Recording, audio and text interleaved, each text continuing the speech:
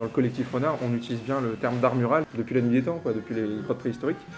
C'est différent parce que le street art, c'est clairement une appellation commerciale. Hein. Voilà, c'est une appellation qui dit tout ce qui se passe dans la rue. D'ailleurs, pas uniquement du graffiti, ça peut être du collage, ça peut être une performance. Street art, comme si on le traduit, c'est art dans la rue. Mais pour nous, on veut bien faire la différence parce que derrière ça, effectivement, il va y avoir aussi le merchandising et le fait de faire du business avec l'art. Et effectivement, là, on va retrouver notamment toutes les galeries d'art et donc, tu disais au début de la discussion, des gens qui achètent relativement assez cher des tableaux, qui mettent ensuite dans leur salon ou chez eux, ou qui font collection, etc., etc. Donc c'est pour ça que je te dis il y a encore une grande différence entre des gens qui font ça plus ou moins bénévolement dans la rue pour rendre l'accès à l'art le plus simple possible et le plus gratuit possible. C'est un peu, nous, notre objectif, à savoir faciliter l'accès à l'art pour tous. Et du coup, pour ça, effectivement, c'est pas de le mettre chez les gens ou dans des galeries, mais bien à l'inverse, de le mettre dans la rue. Parce que dans la rue, c'est gratuit, ça te permet de créer une émotion ou pas, mais en tout cas, on rend accessible ça gratuitement par n'importe qui, par le lambda. Donc voilà, les gens qui achètent l'art, ils appellent ça l'art urbain contemporain. Voilà, ça fait un peu plus... Voilà. Mais on parle bien à peu près de la même chose, donc voilà. Et du coup, ça prouve bien que s'il y a une première édition à Paris où il va y avoir pas mal d'exposants et pas mal de ventes qui vont se faire, on est vraiment dans quelque chose qui est en train de devenir à la fois sans bourgeoisie et devenir commercial, et aussi d'être reconnu par les institutions. Ça, c'est un autre penchant, parce qu'il faut savoir que là, il y a 3-4 mois de ça, il y a eu un appel à projet de la DRAC. Donc la DRAC, la Direction régionale des affaires culturelles, donc directement dépendant du ministère de la Culture, qui est passé directement sur Internet. Et donc nous, par exemple, on y a répondu. Donc ça prouve bien que si au niveau du ministère de la Culture, il y a une reconnaissance, on tend effectivement à avoir une place dans les bureaux. Mais par contre, il faut comprendre que, comme souvent dans la plupart des sujets, il ne faut pas en faire une généralité non plus. Effectivement, il y a le marché de l'art, du coup, ça revient au marché de l'art, prend de plus en plus de place au niveau des street artistes, entre guillemets, donc des gens comme Banksy, des gens comme ça, sont dans le top 10 des 20 personnes qui vendent le mieux. Mais après, il y a aussi des initiatives locales qui sont assez intéressantes, où là, on n'est pas du tout dans cette politique-là, dans cette logique-là, et on est plutôt dans le fait de se faire plaisir à faire une jolie peinture sur un mur qui est souvent un peu délabré, et de rendre donc l'accès à l'art pour tous. C'est un peu, nous, l'objectif du collectif Renard, et c'est dans ce sens-là qu'on fait nos projets.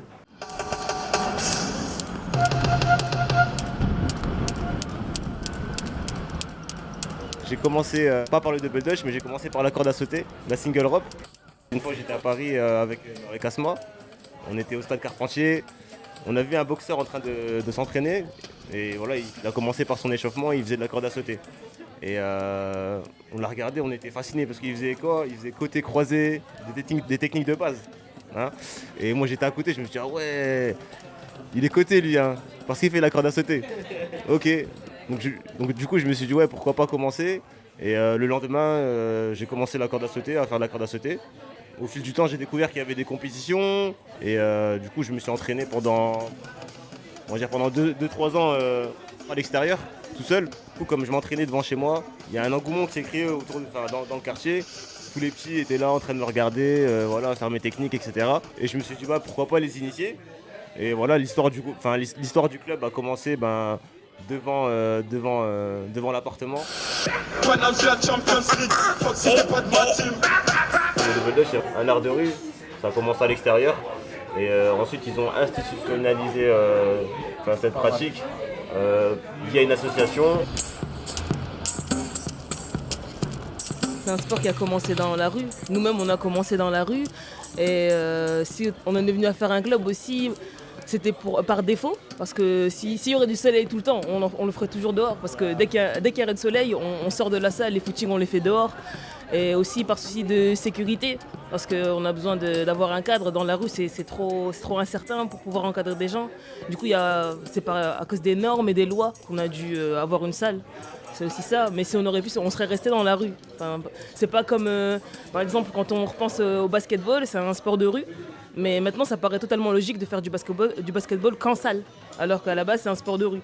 Donc ça se perd en fait un petit peu. Et Aussi, comme tu parlais des Jeux Olympiques, si on veut par exemple assister aux Jeux Olympiques, on est obligé d'avoir un club parce qu'il faut qu'on soit reconnu. Parce qu'on ne pourrait pas participer à une compétition de cette envergure sans avoir de nom, sans avoir sa place. Donc du coup, en travaillant dans la rue, c'est comme si on était invisible. Donc c'est ça qui est dommage en fait. Moi je pense que à ce niveau-là, au niveau du Dutch, même si on a une salle, et on l'a vu, de toute façon on l'a vu à plusieurs reprises, des fois on sort, on est entre nous, on dit quoi? On prend les cordes. Ouais, oublie pas les cordes, comme ça, donc je pense que la salle c'est juste, comme tu dis, un moyen d'officialiser le truc. Mais sinon, du moins pour ma part, moi, rien tel que dehors.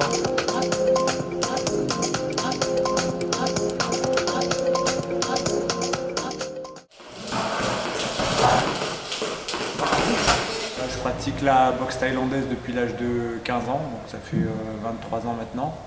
Donc j'ai pratiqué donc, en haut niveau. Donc, j'ai été triple champion de France classe A, donc niveau professionnel. Et médaillé d'argent championnat du monde à Bangkok en 2003, donc avec la fédération IFMA. La boxe, en fait, nous, elle a toujours été enseignée en salle. Mais en effet, il y a une réelle démocratisation depuis, sur les 5 dernières années, on va dire. Moi, quand j'ai démarré en 93, on était à l'entraînement, on était 5-6 personnes, pas plus, à s'entraîner. Donc, c'était vu d'un mauvais œil de la part des institutions, donc c'était reconnu, c'était vu comme un sport violent, etc. Quand j'ai démarré au tout départ, quand je disais que je faisais la boxe thaï, j'étais assimilé à un voyou. À l'époque, on disait que les gens qui pratiquaient la boxe thaï, c'était essentiellement des gens de quartier. Et aujourd'hui, on se rend compte qu'il y a des gens qui arrivent de tous horizons. Donc, il y a des jeunes, des moins jeunes. Il y a des gens de quartier, des gens d'un certain niveau social, donc on a quelques avocats, des acheteurs, voilà, on a un peu de tout aujourd'hui au sein du club. Alors je ne sais pas si c'est un embourgeoisement ou c'est l'envie de recherche de sensations nouvelles, sensations fortes. C'est vrai que les sports extrêmes en général ont ont énormément d'engouement là, sur ces dernières années. Je pense que la boxe thaïlandaise en fait partie.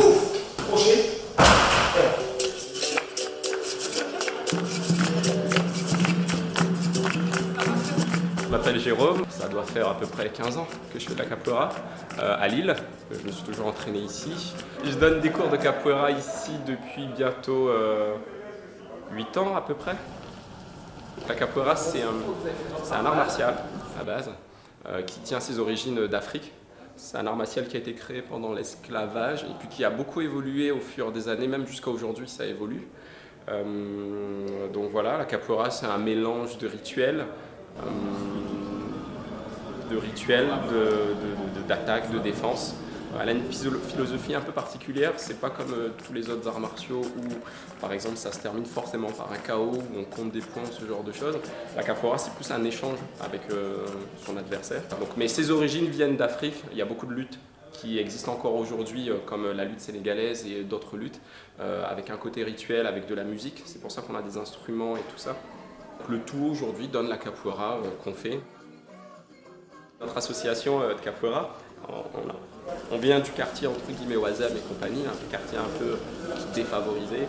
Et au fur et à mesure des années, effectivement, j'aime pas vraiment ce terme, mais c'est pas forcément les mêmes personnes qui viennent au cours. On l'a vu, on est là pour l'amour du sport, on est là pour l'amour de l'art, on va dire.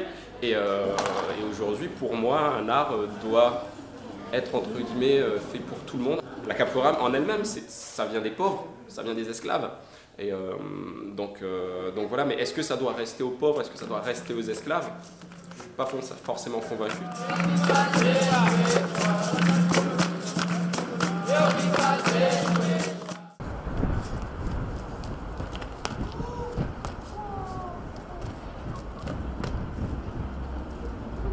Je m'appelle Yohan Ferreira, je pratique le parcours depuis 2007.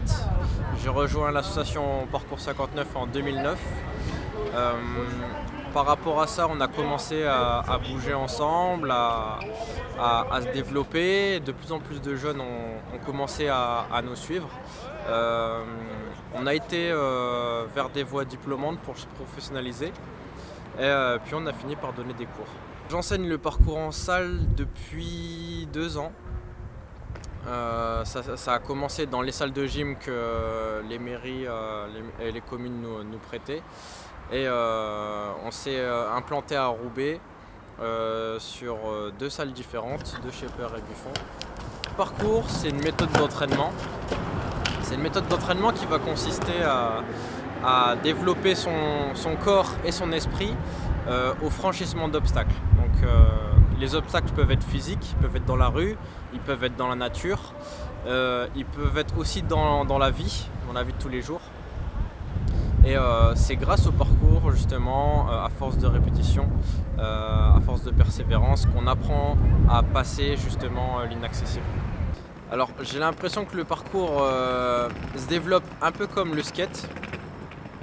Au début, le skateboard, on le voyait souvent à l'extérieur, même très très souvent à l'extérieur, sur les rampes des escaliers, beaucoup, même les piscines vides, etc. C'était les premières rampes de skate.